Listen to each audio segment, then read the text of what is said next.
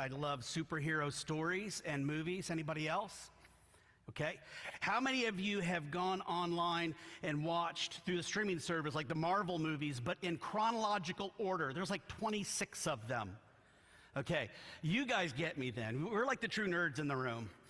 I was thinking this morning, preparing for this, if I were to have a superpower, like a superhero, what would it be? And I asked Sarah Beth earlier what hers would be, and she said teleportation, which I think is great, because that way you don't have to deal with lines at the airport. You don't have to drive anywhere. You could just get there. Mine, I'll tell you, is the Flash. The Flash, the guy that just runs super fast. And the thing about, not because I want to get anywhere fast, by the way, it's because I've watched the movies and I've seen the stories, and what I know about the Flash is he has to eat constantly, the amount of calories needed for this, and yet he is always skinny. And so I want the metabolism of the Flash, especially in this barbecue mecca of the world that we call Kansas City. So, superheroes. We're calling this Kids Stories Retold because we're going to look at some of the famous stories in the Bible, some of the characters, the individuals in our Old Testament scriptures, the Hebrew scriptures that we tell kids at Sunday school or in vacation Bible school. And I got to tell you, sometimes these stories are a little unnerving, so we're going to get into some of that. But today's story is, I think, universally known even beyond Christian circles. And beyond Jewish circles. It is the ultimate underdog story. It is the story of a young boy who, in the words of Tom Petty, would not back down, and that is the story of David and Goliath. So people know this. It's used in pop culture all the time, anytime you're talking about an underdog. Now, it's the story of where a young boy by the name of David faces a Philistine individual from a race of Philistines by the name of Goliath in battle. And even Goliath's name, at least to us now, sounds intimidating. I don't know if Goliath was a common name back then, like Michael is today, but his name was Goliath. And we get right from the start in 1 Samuel, it says this: Goliath from Gath came out to fight, and he was over 9 feet tall. So that sets the story of the size of this individual. And I was thinking about 9 feet. And it dawned on me that if you want to know what 9 feet is like, imagine me this tall but standing on the floor down there. Also imagine me with muscles and a lot of strength. That would be Goliath. But that's about the size of it. I think they named him Goliath from birth because he must have been huge. Like 15 pounds huge. Again, before anesthetic and before epidurals. But Goliath was this intimidating figure, this 9 foot tall figure. It's incredible. But when we look at this story, to me, the most important reasons why we tell this to our children is not so much that Goliath is huge, but because Goliath represents giants, and we will have giants in our lives. Giant things that seem so big and so intimidating and so unbeatable. And so we tell this story. It's an inspirational story. Now, when I was a kid, growing up in the church, hearing these sorts of stories, I was also a very athletic child. I know I don't look like it, but I was. A lot of us men get that way. Growing up, I played soccer all the time. I played basketball a lot. I was a high school swimmer. I loved to play anything I could. Pick up games of football with friends, racing friends around the block to see who was the fastest, and I was always the fastest, by the way. I even tried my hand at learning BMX bikes and skateboard tricks, which I was a little too spastic for, and so that didn't last very long. I wasn't successful at those, but one of the sports that I'd never played when I was little, but when I got into junior high, I really enjoyed was baseball. And, I toot my own horn because nobody's going to toot it for me. I think I was pretty good at it. The last year that I played, though, in 8th grade, I was stuck in the center field the whole time because I was this skinny, wiry kid who could run, and I could catch the ball. And I was out there for every single game, but I didn't want to be out there. I liked it, but what I really wanted to do was to pitch. I wanted to pitch, and so I begged the coach to let me pitch. I hinted at the coach about pitching. Anytime we were just practicing and the coach was around and I thought he was looking at me, guess what I was doing? I was trying to pitch. I got my friends to advocate for me to say, Ben can really pitch. And then all of a sudden, at the very last game of the season, he let me pitch. And I felt like I conquered something incredible, just be able to get there. And you know what happened? Most of the time, it would be like, it was horrible, right? No, I threw a perfect game, baby. I did. 3 up, 3 down. Next inning, 3 up, 3 down. 3 up, 3 down. And in Little League Baseball, where I was at, they had this rule that every single person had to bat from the other team. And they also had a rule that once you had so many runs, they ended the game. So they struggled because I was so awesome that I got them all out. And we had enough points that they should have ended the game. But they felt mercy on the poor team and made me pitch another stellar inning. It was incredible. I remember that moment. It was like I conquered this huge thing in life. If the kids would have known how great I was, they would have picked me up on their shoulders and carried me off.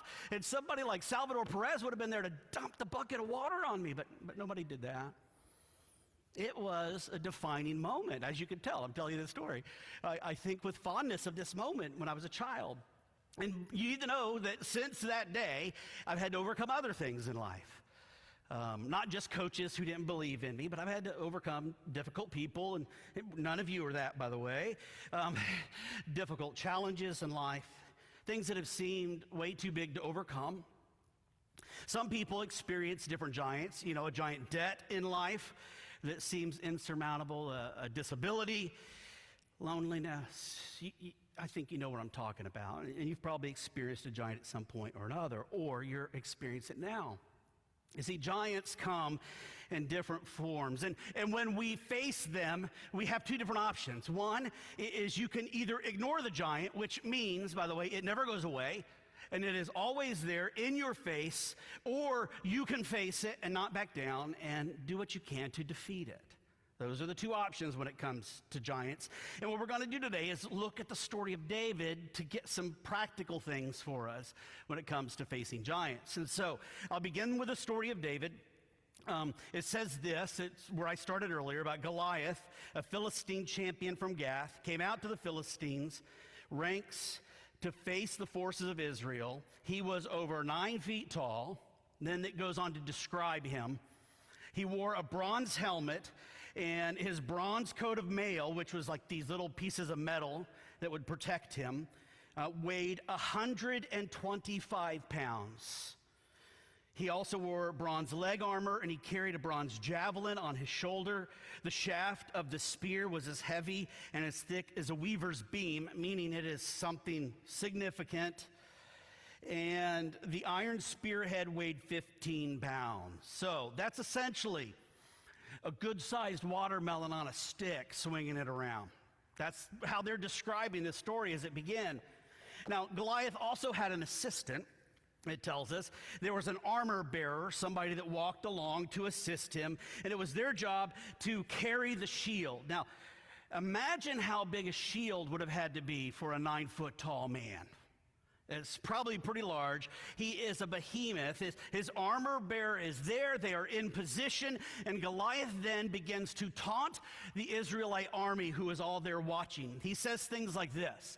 He says, "Which one of you will come out and fight me?" He called to him. He says, "Listen, I'm the Philistine champion.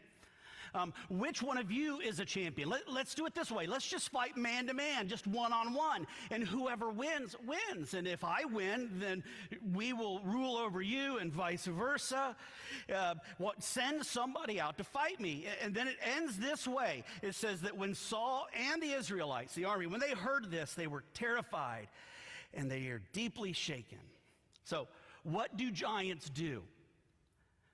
They scare the bejesus out of us. They scare the heck out of us. That's what they do. And when we're scared, instead of facing giants, we usually try to run and to avoid them. In fact, in verse 24, it said this, that the Israelites, whenever they saw Goliath, they all ran with great fear, which is logical. They were terrified. And can I state the obvious to you? That as long as you run from your giant, you will never have a chance of defeating it. As long as you run from it, there's never a chance you'll defeat it. And as long as you ignore a giant financial problem, you'll never have a chance to actually overcome it. Whenever you run from a giant marriage problem, you're never going to overcome it. As long as you run from a giant behavioral issue that you have, it's only going to get worse. The only chance to defeat any giant is to take it head on. And in the words of Tom Petty, not back down, stand my ground. I won't back down. There's my little dance too. Now, prior to this part of the story, you'll know that David has multiple brothers. In fact, he's the youngest of brothers, and someday I'll tell you that story. But in this particular part of the story, David is actually being sent to the battle because he's there to bring lunch to his brothers, bring some food, bring some provisions. And when David's there, he arrives, he sees the giant shouting these things, and that nobody from Israel is actually going to go confront him. And I love what David says next. He asks some of the men, he says, hey, by the way, what will be done for the man who kills this Philistine and removes this disgrace from Israel? Who is, by the way, this pagan Philistine that he should defy the armies of the living God? We don't get any sense that David's like, holy crap, this is a really big dude. No, his first reaction is, who does this guy think he is? Who is he? In David's question, we see one of the very first things about defeating giants, which, by the way, I have heard time and time again. This isn't original to me, but it says you always have to compare the size of whatever giant is to the size and the power of God. That's what we learned from David. That is such a common thing. We teach that to children. You know, it doesn't matter how big your giant is. It really matters how big your God is. And I love this. You know, instead of getting afraid, David actually gets angry. He gets irked off. David's like, who is this guy? Who is this puny little Philistine, who is huge, by the way, compared to the God of Israel? You see, David, in my opinion, in this story at this moment, is the only one that has an accurate view of the situation, the accurate view or the assessment of Goliath. And Goliath is absolutely nothing compared to the God that David served. In fact, he's so confident in God's power that later on in verse 47, he stands before Goliath, before this giant, and this is what he says. He says, this battle is the Lord's, and God's going to give you into my hands. Some little bitty kid yelling at 9-foot Goliath. How brave. I mean, what if we said things like that? What if we prayed things like that about the giants that we face, right? And what would that look like? I mean, that this battle that I'm in, this giant that I'm facing in, it's the Lord's. And with the power of God, I'm going to defeat this. Nothing is too big for me. Listen, I'm telling you, God is bigger than any giant that you can face. You can defeat it. Now, it might not happen exactly the way you think, but you can defeat it with God's power. So, always compare the size of your giant with the size and the power of God. That's the first little point that I take away from it. Again, I got that whenever I was a kid. But the second point is this, that as I read the story, I start to realize that David gained courage to face these big giants by facing smaller ones along the way. That's how the story works. And this is so key because I have yet to find anybody who wakes up one day and all of a sudden has the courage to face the biggest giant on earth in an instant. It usually takes little acts of bravery along the way. You don't automatically wake up one day and be completely courageous when you've never been courageous before. You have to gain the courage and the confidence and confronting little bitty giants all along. You know that perfect game, by the way, that I pitched? I got to tell you this. It wasn't a fluke. I mean, some maybe thought that it was fluke. Now, okay. Anytime you pitch a perfect game, there's a little bit of luck involved. I'm going to say that. There's a little bit of luck involved. But it wasn't because I had never pitched before. In fact, it was quite the opposite. The reason I was able to pitch that perfect game is because I had spent countless hours in the backyard of my friend's house. His name was Garrett, pitching to him.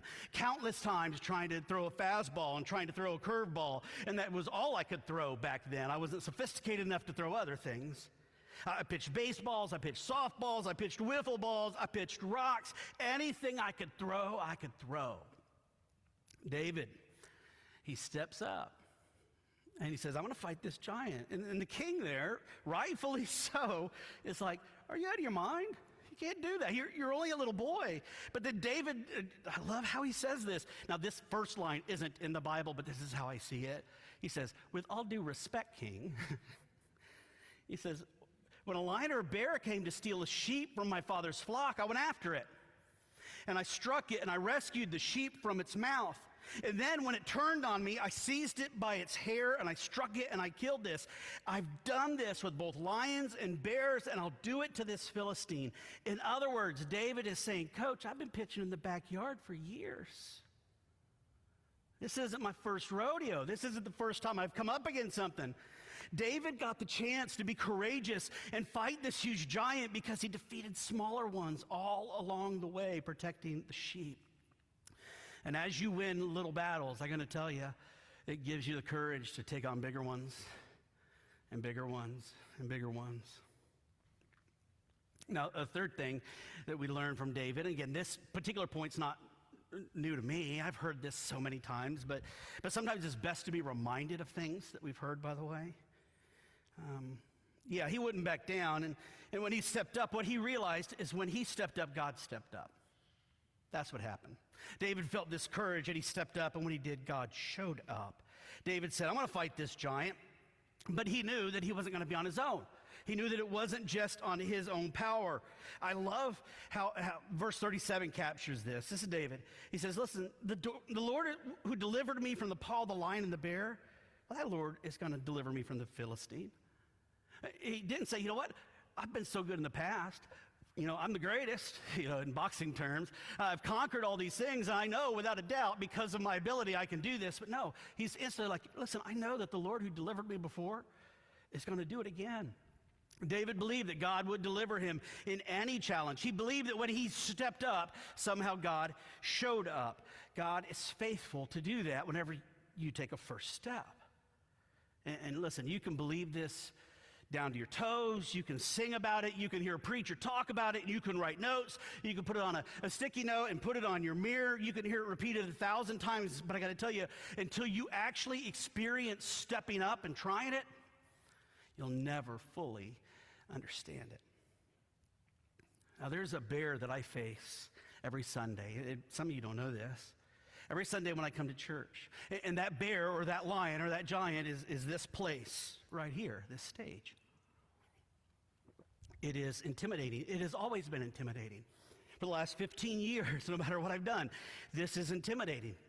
And my routine typically here is I arrive about 7:30 or 8 every Sunday morning, and I get here before anybody else shows up, so I have time to prepare, and I have time to pray, and to go over my notes, to get myself ready for the day. And almost every Sunday morning, again, before anybody arrives, I come into this space, and I step here on this stage, and I get my sense about myself, because if I don't, then this fear that I have of actually talking in front of people will take over me. Because I, like many of you, I come to church and I smile and I pretend that everything is perfect, right? That I don't have any giants that I'm facing, and yet all the while, whenever I come in and I have giants, this stage magnifies them to me every single Sunday. And so what I do each week is I come here and I stand before everybody comes and I pray. And I admit my fears every week. I admit my insecurities. And I pray in that prayer that God would somehow, some way help me be the pastor that's needed for that day. And then before I preach, people ask sometimes why we have these little 30-second little videos. And one is because I'm a nerd, I like to make them. But it gives me about 30 seconds to calm down. And what I do is, in my mind, I just real quick, I say a little prayer, and I step forward to become the pastor that I hope God has created me to be, the one that's needed for that day, so that somehow, some way, everything I've worked the week prior to, God somehow uses in a way that maybe even I don't even understand. And what I've experienced is every time I step up, somehow the Lord shows up. Whether I am completely prepared or I am not prepared. And yes, by the way, sometimes pastors are a little bit unprepared. God shows up. Now listen, this is so important. When you step up, God often wants to do something through you, but it takes a step from you first. And then finally, the thing I love about David, and this is what I see in people all around the place, is David used what would seem to be a disadvantage, his size, his inexperience as a warrior, to his advantage. And this is so key. You see, David is ready to go fight a giant, even though he's at a huge disadvantage. Not just because of his size, but because he's a kid. He's never gone through boot camp, if you want to say that. He's never been with the military. He hasn't learned those particular tactics. But what everybody thinks is a disadvantage, David actually uses as an advantage. Remember, Goliath. He's there in full battle gear, carrying 150 pounds of armor. And so Goliath, most likely what he was expecting is for somebody to show up and do hand-to-hand combat, right? Because that's what you do when it's mano a mano, womano. I was trying to do that the other gender, but that was horrible. You get it. You fight hand to hand. That's what he's expecting. But David doesn't. He plays to his strengths. And you probably know this part of the story. He picks the things that he's good at. He picks the tactics that he has used his whole life. He picks up a sling. A slingshot, a thing that he would have hurled rocks at gophers or blackbirds or whatever his whole life. He's there with the sling that day, which, by the way, that's why I have this. Because years ago I was curious about a sling, and so I bought one. Now, of course, he didn't have this sort of cord, but it's like this. See, when I was a kid, I had a slingshot that you do this. Anybody have one of those? Yeah, I was really good at it until my parents took it away because I aimed at my sister. Do not aim at your sister or your brother unless you're ready to get it taken away. But this is a sling, and so what they would do is they would pick this up with a piece of leather and they would put a rock in it or some sort. And for me, you know, I didn't want to use a rock. I figured golf balls are really excellent at this. And so, you know, they would swing it around. And no, I didn't bring a golf ball. It's a ping pong ball. But a great slinger, I don't know what they're called, but somebody who was great at it could actually pick something off at 100 yards or more. Records show. David had been using this his whole life. And so rather than the part of the story that I skipped, which is the king trying to give David his armor and all of his military stuff, David's like, I ain't doing it. In fact, I'm going to pick up what I've always used. I'm going to take this with me. And the sling was so devastating back then that if you were really skilled at it, man, you can pick things off. And then David goes, he's got his sling, and he goes out to Goliath, and he says this. He says, listen, you come at me with a sword and a spear, but I come against you with the name of the Lord Almighty and my sling. He didn't say sling, or we don't have it written down, but you get it. He comes out with this sling. And Goliath, he's not expecting that. Goliath is expecting hand-to-hand combat. And David's there, and he walks up, and he's got some stones in a pouch. He takes one, he starts swinging it faster than he ever has before, and he released it, and with an instant pinpoint precision, it hits Goliath right between the eyes and knocks him out. As one author said, that was the last thought Goliath ever had. Nothing ever entered my mind this way. Okay, like one, Janet got it. Goliath never expected that. It was so surprising, and it stunned him, and then eventually David's able to cut off his head. It's a great story, right? It's an underdog story. So it makes me just wonder, as we get near the end, is what is your biggest disadvantage that you can use as an advantage? You know, I think about these things. Could it be that something that you think is inferior, especially because we compare ourselves to so many other people, could actually be your strength? And when I think of that, David overcoming his giant, I think of people like Gregory Parr. And you may know Gregory Parr. He's the man that leads Neighbor to Neighbor. He took his disadvantage of addiction and homelessness and overcame that giant, and actually now uses it to connect with a population of Kansas City that desperately needs his work. You're going to hear from him later this year. I think of people that I know who have overcome their financial giants and somehow learned to live within their means, and not only learn to do it, but actually advise other people to do the same. I think of so many people, but one in particular I think about is an artist by the name of Frida Kahlo. And you may know Frida Kahlo. Frida was born in 1907. She was raised in the suburb areas of Mexico City. So basically, she was raised in Overland Park to Kansas City. there with her parents. And now, while her art now is widely known and it's popular, that wasn't always the case.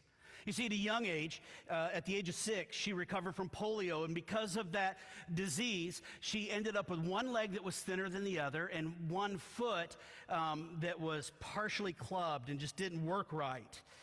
It was stunted. But despite those obstacles, as a young child, she was what was described as a tomboy in biographies. Growing up, she played soccer, she boxed, oh my gosh, boxing and wrestling. She swam competitively, and in an interview, she said, when I grew up, the toys that I had, they were the toys of boys. They were the toys of skates and bicycles. So that's who she became, even with her disability.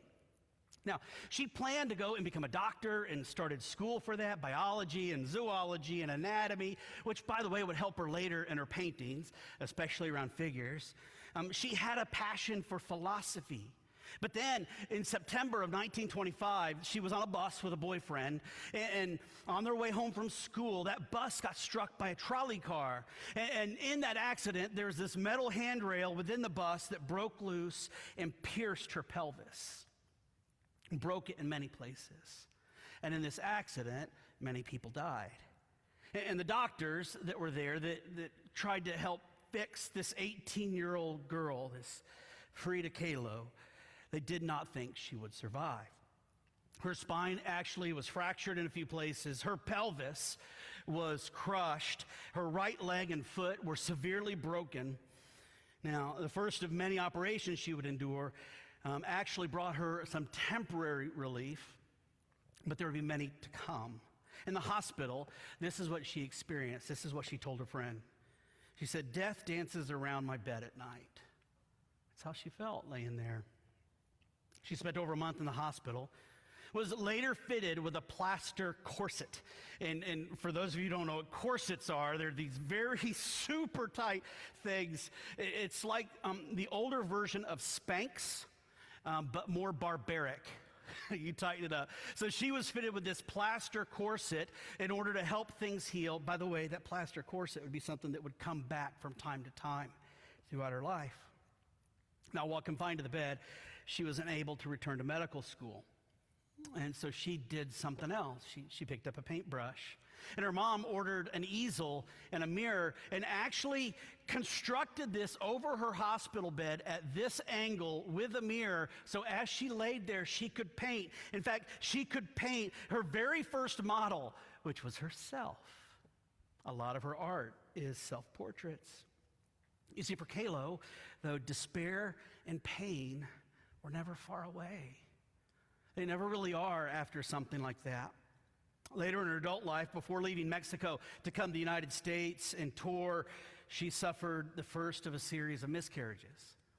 You see, she had many miscarriages and actually had to endure also therapeutic abortions because of the disabilities that she had, not just from polio, but because of the accident. Because of the damage to her pelvis and spine, she was unable to bring a child to term. And she said that every time she lost a baby, she was thrown into the deepest, darkest depression. And the countenance of that you can see in some of her art, especially her self-portraits. Why, by the way, were her most common paintings. And the reason is, this is her, she said this. She says, "I paint self-portraits because I'm so often alone and because I am the person I know best." Here's why I think of Frida when I think of David. When the giant of disability and tragedy reared its head in her life, she picked up the small stone of a paintbrush and created something brand new rather than running. That's what she did. And with the use of vibrant color and placement and all these things, she created some very thought-provoking art that spoke to the modern problems of her world and even the world we're in now. Now, while I don't know anything about her faith or if she had any at all, what I do know is her David and Goliath moment have inspired many artists and many young women over the last century, which would have never happened if she never faced it. And when I think about David overcoming a giant, I also think of another person, and that's Jesus. See, Jesus faced a giant that we all face. one of the biggest, scariest giants we ever face, which is death. You see, Frida feared death so much that she said that it danced around her in the hospital bed. She knew all about death. And for some of us, we know more about death than we'd like. Listen, Jesus, in the book of John, he says this. Listen, here on earth you'll have trials and you'll have sorrow, but take heart, because I have overcome the world. You see, this is him talking about, I have overcome death itself.